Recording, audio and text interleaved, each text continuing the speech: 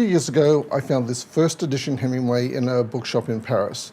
Now, while this edition is obviously not online, Metzger would say it's a credible source, describing Hemingway's life in Paris in the early 1920s.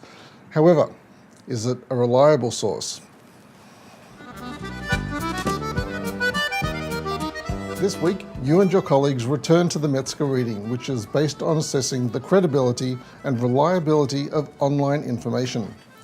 The Metzger article contains extremely important knowledge, highly relevant to this unit's assessments and to academic research in general. It is crucial that you take time for a close and detailed reading of the Metzger article. I've included a link below for your convenience. So, back to my example. Hemingway's A Moveable Feast, first published in 1964, 3 years after Hemingway's death, which is another story. This week's learning materials state that you should aim to select resources that are no more than 5 years old. This book and its collected data is well over 50 years old. Yet, given the authorship of Hemingway's memoir, it is, for the most part, a credible source. When it comes to reliability, it's a bit hit and miss. Yes, Hemingway provides specific addresses of hotels, cafes, apartments and bars, and while many of these locations can still be found in Paris today, some of them are gone. A Moveable Feast, well, it speaks to a nostalgia shared by many. However, the spirit of place that dealt in Paris in the 1920s has long been transformed.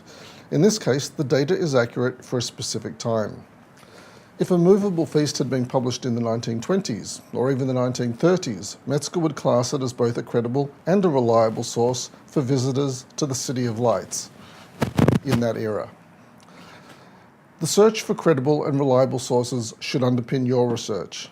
The value of your resources will also depend on your purpose and how you use a resource to support your argument or to strengthen your discussion. They should work like a handshake, where the quality of the resource and your purpose for the resource are a demonstration of mutual benefit. This week's activity asks you to conduct wider research outside this unit's learning materials. You will also need at least an hour and a half to read through the Metzger article. Then apply Metzger's 5 criteria to your wider research and share your findings in the discussion board forum. Personally, I love research, so this week's activity is one of my favorites. I hope you enjoy your research as much as I enjoy mine. Bye for now.